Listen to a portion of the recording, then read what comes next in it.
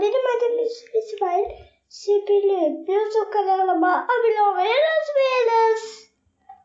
YouTube kanalıma abone olmayı unutmayınız.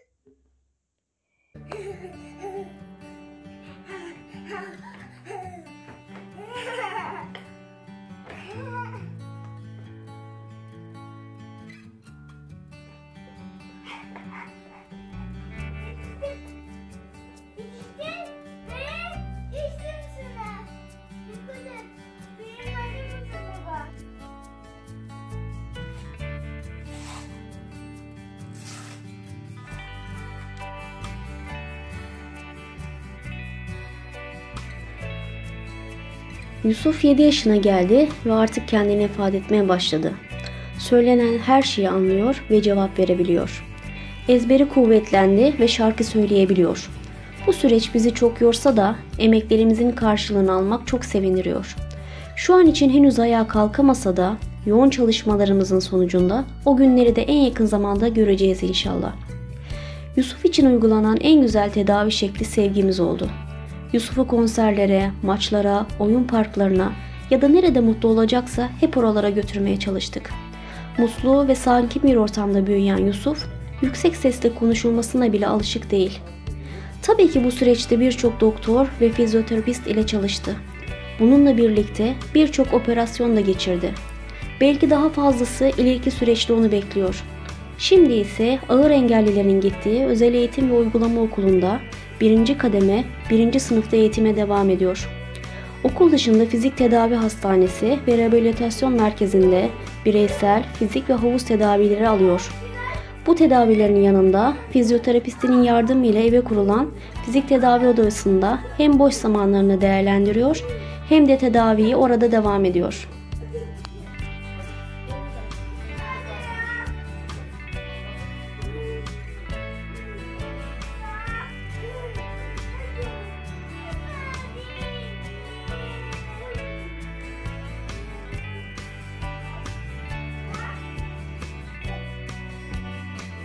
Yusuf'un macerası anne karnında başladı.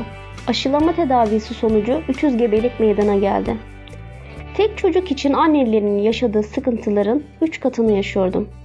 Zaten çok zor bir hamilelik geçirirken kullanmam gereken bazı ilaçları doktorun bebeklere zarar gelebileceğini düşünerek kullanmamı tavsiye etmedi. Bunun sonucu bir hafta hiçbir şekilde beslenemedim ve hastaneye yatmak zorunda kaldım. Bağırsak düğümlenmesi riski geçirdiğim o dönemde çocuklar da yeteri kadar beslenemedi. Hamilelik benim için çok zorlu geçerken yapılan testler iyi sonuçlar vermiyordu. Bu süreç sonunda bizi neyin beklediğini bilemiyorduk. Gittiğimiz doktorlardan bazıları bebeklerin birisini alarak diğerlerinin yaşama şansını arttırabiliriz dese de anne için riskli bir durum olmadığı sürece gerekirse üçünü de kaybetmeye razı olduğumuzu ama bir canlının ömrünü sonlandıramayacağımızı söyleyerek bu teklifi reddettik.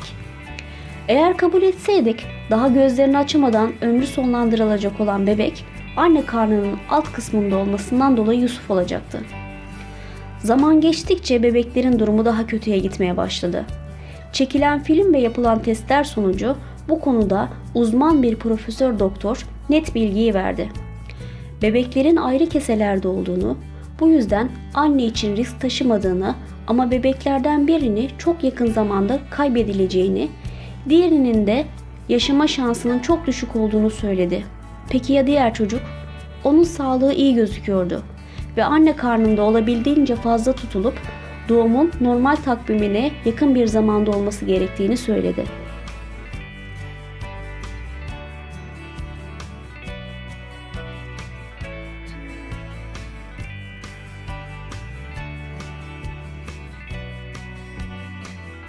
Eşimin hamilelik sürecinde haftanın en az 2-3 günü hastanede geçiriyorduk. Yüksek tansiyon, gözlerdeki kanlanma, sürekli kusma gibi sıkıntılarla uğraşırken bir taraftan da 2 çocuğumuz anne karnında bir vaziyette, 3. çocuğumuz ise yaşam mücadelesi vermekteydi. Sürekli doktor kontrolü, yapılan test ve çekilen filmler 3. çocuğumuzun sağlıklı olduğunu söylüyordu. Tek düşüncem eşimin bu durumu sağlıklı bir şekilde atlatması ve doğumu olabildiğince geciktirmekti. Ama Yusuf ve eşim bu duruma daha fazla dayanamadılar ve hamileliğin 31. haftasında doğum gerçekleşti. Eşimi yoğun bakıma, Yusuf'u küveze alırlarken diğer 2 çocuğumu da ertesi gün mezarlığa götürdüm.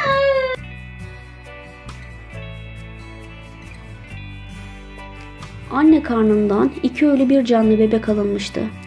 Yusuf 1170 gram dünyaya geldi ve ilk evi olan küvezde yaşama tutunmaya çalışacaktı. 51 gün boyunca küvezde kaldığı her gün yanına gidip uzaktan da olsa sevdik ve anne sütü getirdik. 51 gün sonunda taburcu olacağı zaman yapılan testlerde nöroloji kontrolünün yapılması gerektiği söylendi. Çocuğumuzu heyecanla kucağımıza alacağımız anı beklerken bu söylenenin ne demek olduğunu ilk başta anlamamıştık. Nöroloji muayenesi ve çekilen MR sonucu gerçek meydana çıktı. Yusuf İsmail'in beyninde hasar oluşmuş ve gelişim geriliğine neden olmuştu. Yusuf artık dünyadaki milyonlarca serebral palsiliden bir tanesiydi. Böyle bir hastalıktan bile haberi olmayan bizi acaba ileride ne kadar zorlu bir hayat bekliyordu?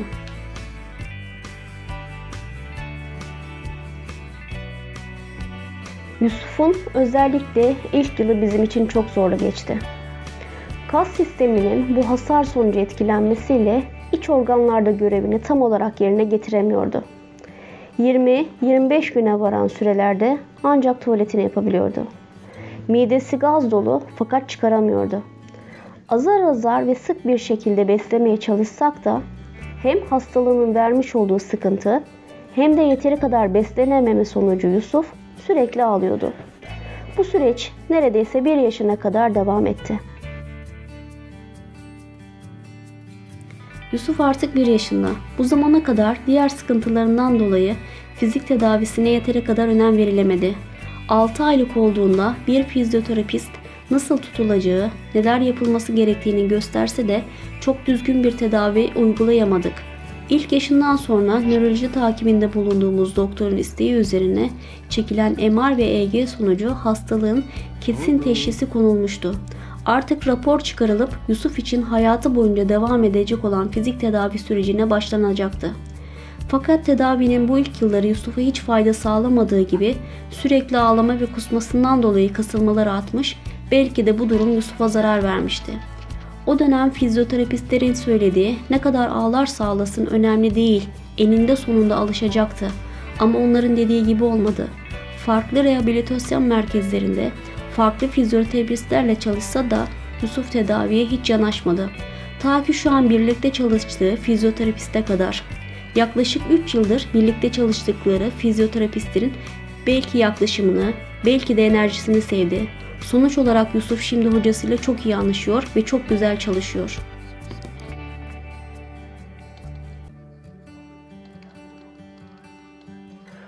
Yusuf için özellikle 4 yaşına kadar fizik tedavi ve hastane süreçleri çok yoğun ve zorlu geçiyordu.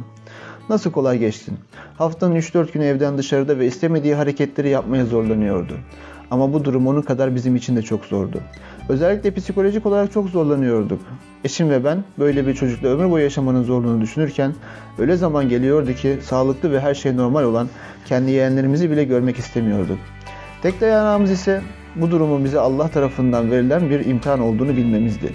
Bu yüzden oğlumuza sımsıkı sarılarak sevgimizle birlikte bu işin üstesinden gelecektik. Seni çok seviyoruz Yusuf. Sen şimdi uyu, tamam mı oğlum? Uyu, uyandığın zaman gezmeye gideceğiz, tamam mı oğlum? Sen şimdi uyu, uyandığın zaman gezmeye gideceğiz, tamam mı oğlum? Yusuf'un 2 yaş civarıydı. Gazi Osman Paşa'da Yusuf gibi beyin hasarlı çocukları ilaç ve iğne ile tedavi eden bir doktor tavsiye ettiler. Her hafta sonu özel muayenehanesine gidip 2-3 iğne vuruluyor, hafta içi ise başka bir iğne ve ilaç kullanıyordu. Bir süre sonra Yusuf kilo almaya başladı. Bunun yanında algısı arttı ve konuşmaya başladı. Ama sürekli hasta oluyor ve bağışıklık sistemi yeteri kadar çalışmıyordu. Yaklaşık 1,5 sene kadar süren bu durum, fizik tedavi için botoks yaptırmak istenildiğinde konuşulan profesör doktorla görüşene kadar devam etti. Kullanılan ilaçların kortizon içerdiğini, belki beyine iyi geleceğini fakat iç organlarında çok daha büyük zararlara yol açabileceğini söyledi. Bu durumu birkaç uzman doktorla daha görüştükten sonra ne kadar algısı ve konuşması artsa da ilaç kullanımına son verdik. Beraber söyleyelim mi? Hadi. bir gün bir Hadi çocuk... deme. Ne diyeyim? Ben seni çok seviyorum. Yusuf İsmail, ben seni çok seviyorum oğlum. Sen ne diyeceksin bana? Ben seni çok seviyorum baba. Sonraki dönemde Yusuf artık yoğun fizik tedaviye devam ediyordu. Belirli periyotla ameliyathanede anestezi kullanarak 4 defa botoks oldu. Ayakları alçıya alınıyor, daha sonra ayak şeklinin düzgün kalması için AFO kullanıyordu. Yumuşayan bacaklara, kaslarına daha rahat fizik tedavi yapılıyordu.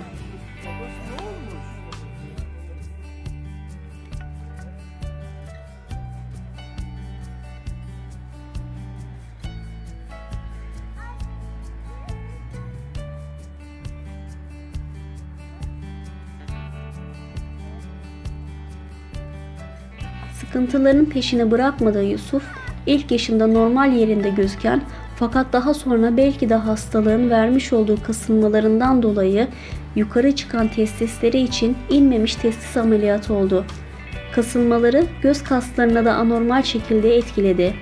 Bazen kasılma sırasında göz bebeği o kadar kenara kayıyordu ki neredeyse gözükmüyordu. Gözlük ve göz kapama istenilen sonucu vermiyordu. Son olarak Şişli'de özel muayenehanesinde özellikle bu çocuklar konusunda uzman olan doktorun vermiş olduğu gözlük hem göz kaslarını rahatlattı hem de görmesini düzelterek karşısındakine odaklanarak bakmaya başladı.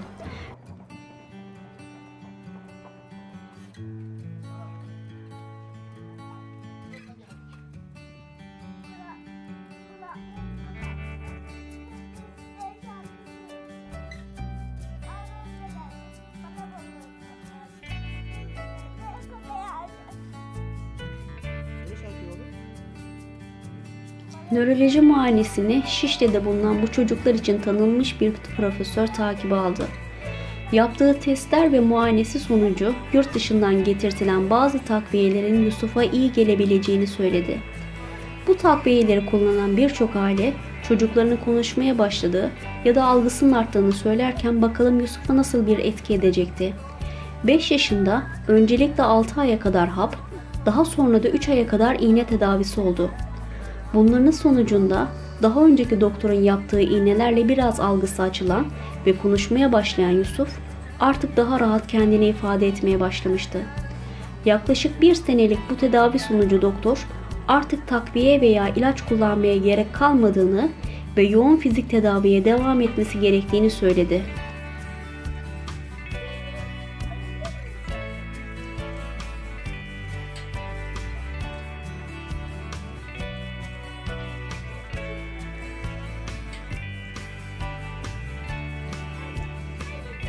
Yusuf'un bir diğer büyük sıkıntısı yemesiyle ilgili. Annesi bebeklikten itibaren çiğnemesi düzgün olmadığından blender kullanarak öğütülmüş bir şekilde Yusuf'a yemek yediriyordu. 6 yaşında Ankara'da bu konuda uzman doktor artık blender kullanmaya gerek olmadığını, önce ezerek daha sonra da normal bir şekilde yemeğe geçebileceğini söyleyene kadar bu süreç devam etti. 7 yaşına gelen Yusuf normal bir çocuk kadar güzel yiyemese de annesi her öğünde blender kullanmadığı için artık çok mutlu. Yusuf'un diğer bir sıkıntısı tuvalet eğitimi. Algısının ve bilincinin artmasıyla birlikte yavaş yavaş tuvaletini söylemeye başlayan Yusuf, bez kullanımını da yakın zamanda sonlandıracaktır.